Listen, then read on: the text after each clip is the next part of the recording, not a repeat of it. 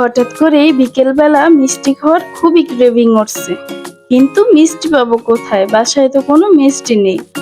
তারপরই হঠাৎ করে মনে হলো আমি এই রেসিপিটা বানাবো। তো হ্যালো এভরিওয়ান, আসসালামু আলাইকুম। আজকে আমি আপনাদের সাথে শেয়ার করব কোনো ভেজাল ছাড়াই, এমনকি কোনো ঝামেলা ছাড়াই কিভাবে আপনারা ঘরেই খুবই মজাদার এই পিনাট বাটারটা বানাতে পারেন। তো এখানে আমি অনেকগুলো বাদাম খুব ভালো করে ভেজে তারপরে এগুলার চোলকা আমি ছাড়িয়ে নিয়েছি। তারপরে চুলায় একটা কড়াই বসিয়ে দিয়েছি, ওইটাতে আমি 1 কাপ পরিমাণে চিনি দিয়ে দিয়েছি। তারপরে চিনিটাকে এখন আমি খুব ভালো করে একটা ক্যারামেল বানিয়ে নেব।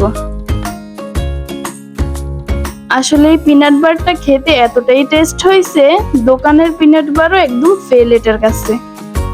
ঘরেই খুবই স্বাস্থ্যকরভাবে আপনার বাচ্চাকেও আপনি এটা বানিয়ে দিতে পারেন। তো আজকে ভিডিওটা অবশ্যই ফলো করুন।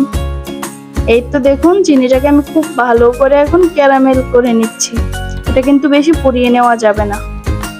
এই তো তারপরে আমি এখানে একটা স্টিলের প্লেটে আগে থেকে কিছুটা তেল ব্রাশ করে রেখেছি।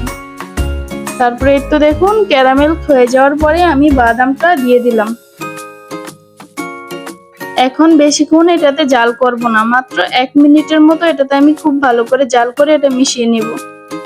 খেয়াল রাখতে হবে যেন চুলার আঁচটা এই সময় একদমই লো থাকে, তা না হলে কিন্তু ক্যারামেলটা পুড়ে যাবে, খেতে অনেক তিতা লাগবে।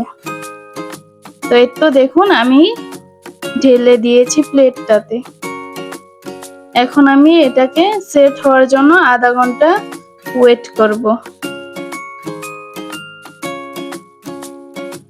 এই তো আধা ঘন্টা পরেই দেখুন এটার ফাইনাল রেজাল্ট। মাশাআল্লাহ, দেখতে কিন্তু অনেক ভালো হয়েছে, খেতে কিন্তু মাশাআল্লাহ মাশাআল্লাহ আলহামদুলিল্লাহ অনেক মজা হয়েছে।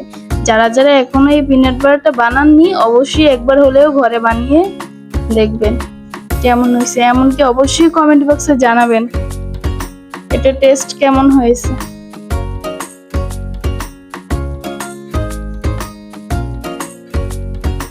তো সবাই ভালো থাকবেন, সুস্থ থাকবেন। আল্লাহ হাফেজ, আসসালামু আলাইকুম।